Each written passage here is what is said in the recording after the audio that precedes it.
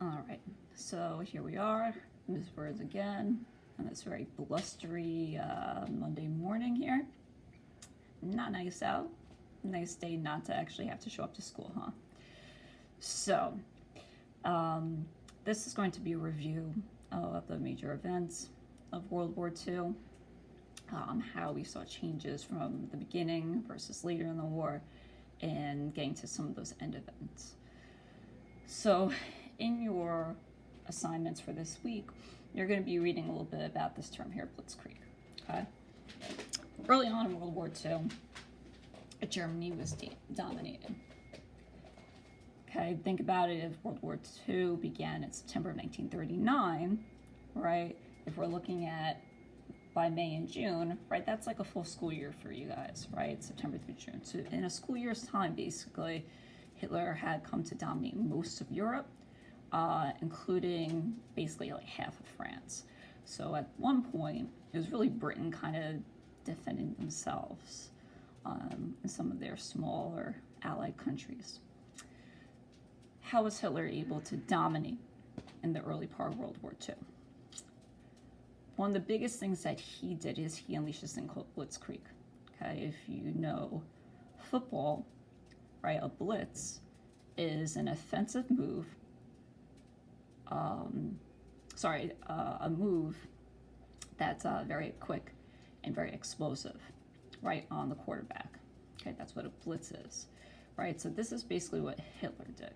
Okay, he made these quick, very powerful moves against his enemies, or a nickname for that, lightning warfare. He did this against Norway, Denmark, and Britain, and it was very, very effective. Part of the reason because it was very flat terrain, also because of the fact that he had militarized very well.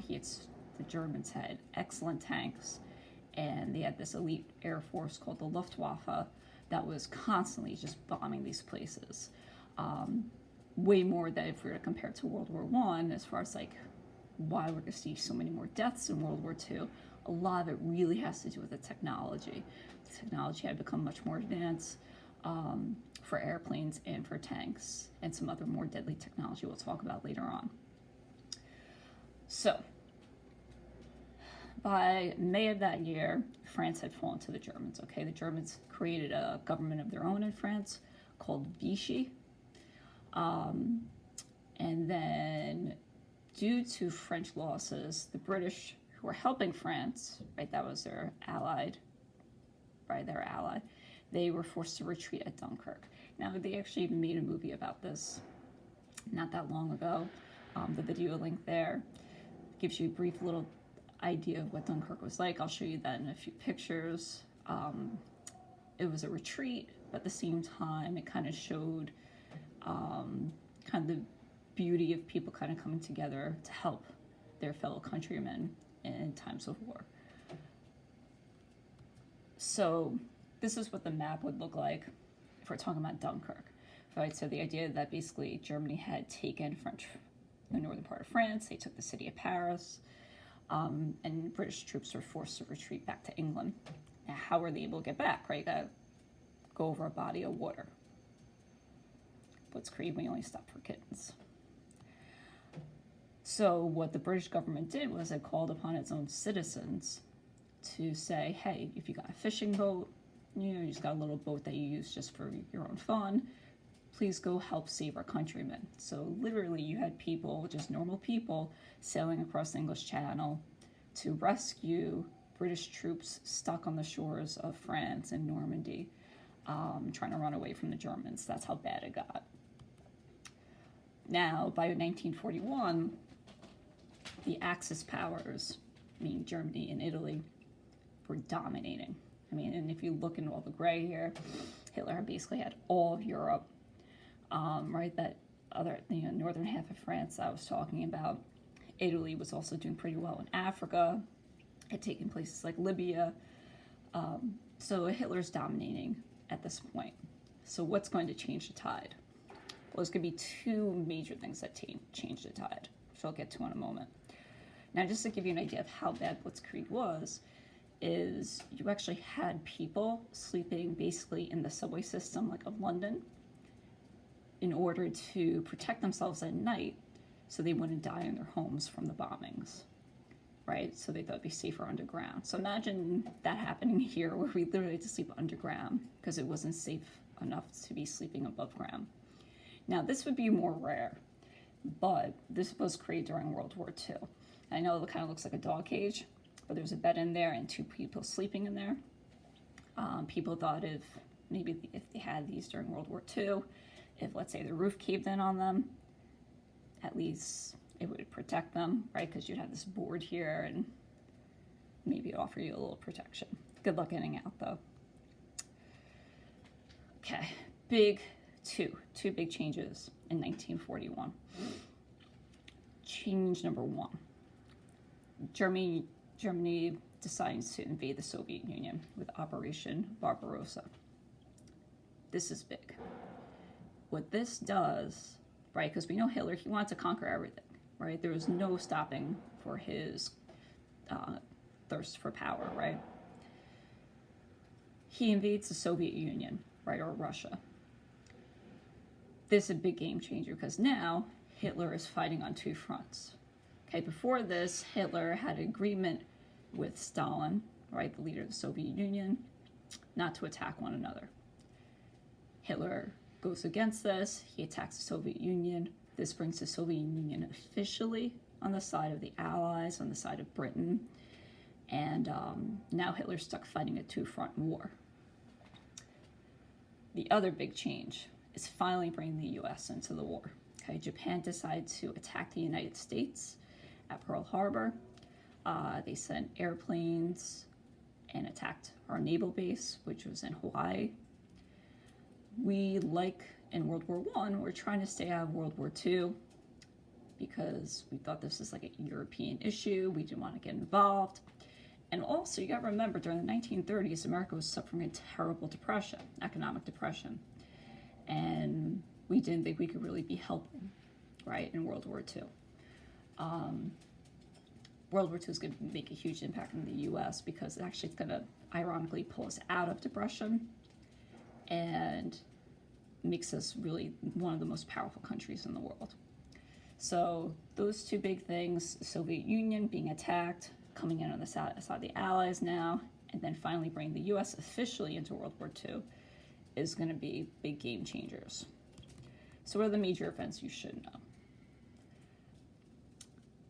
We were fighting in the Pacific Ocean against the Japanese. Okay?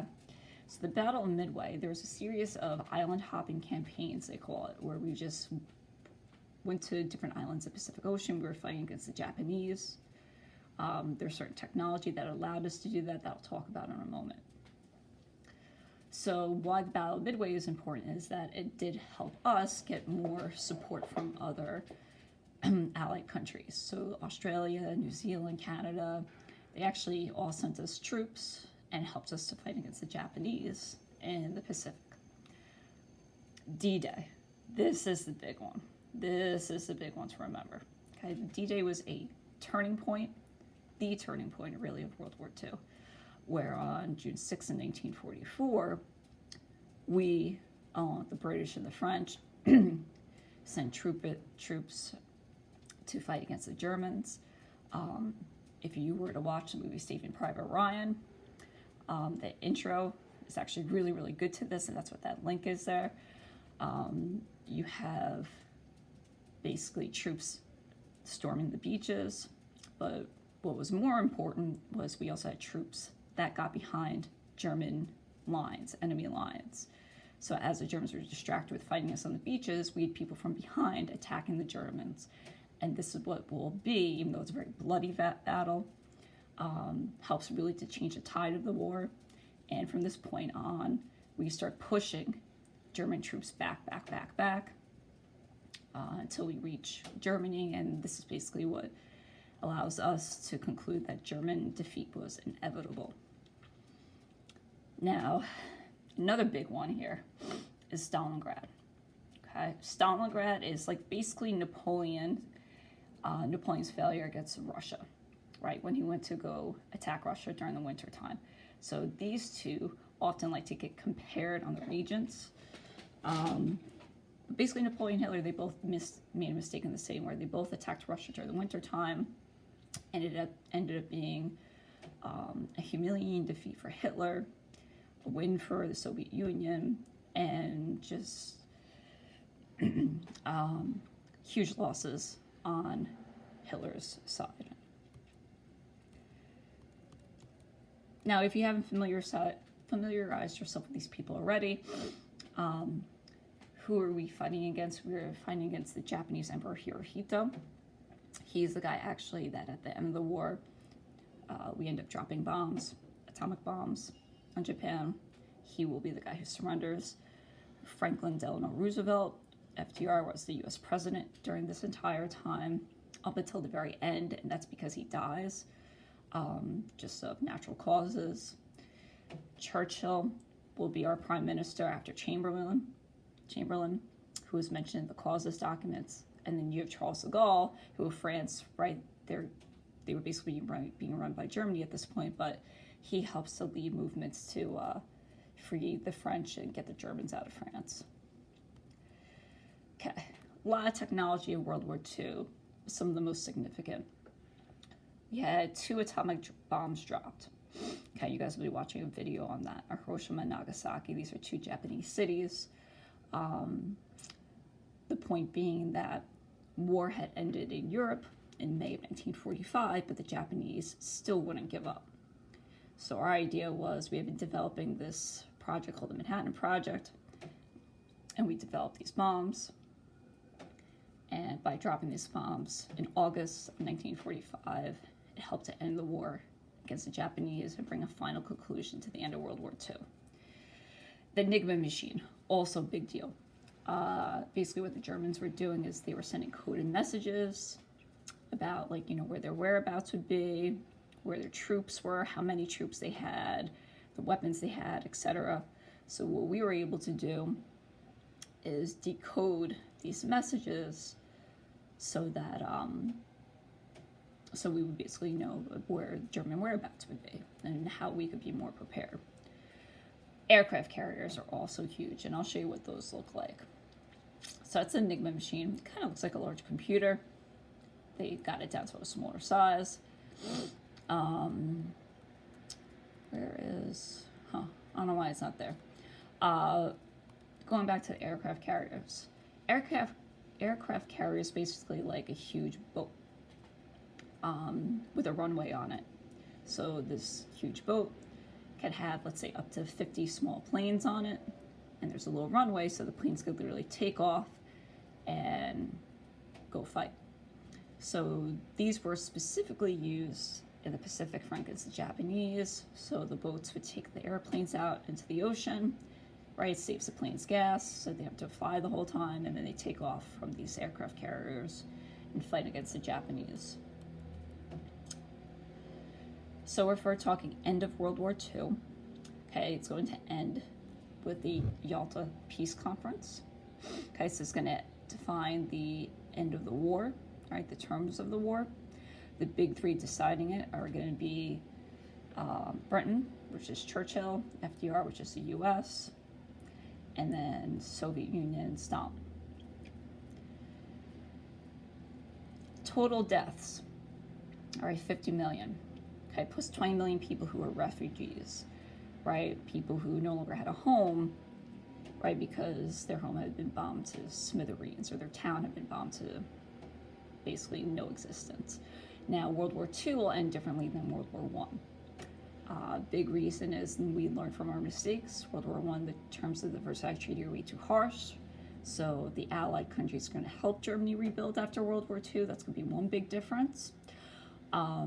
We also, because of the Holocaust, which we learned not that long ago, those Nazis who were guilty of committing war crimes, right, of genocide, are convicted during the Nuremberg trials, right? So basically it goes to tell all of us that even in times of war, just because it's war doesn't mean you could commit a genocide against a group of people, right? So there's your big 3, Churchill, FDR, and Stalin. Okay, if you were to look at what the bombs looked like, an atomic bomb, it makes this big mushroom cloud, and when the danger is really up in that cloud, because when this stuff comes back down, basically it's pure radiation.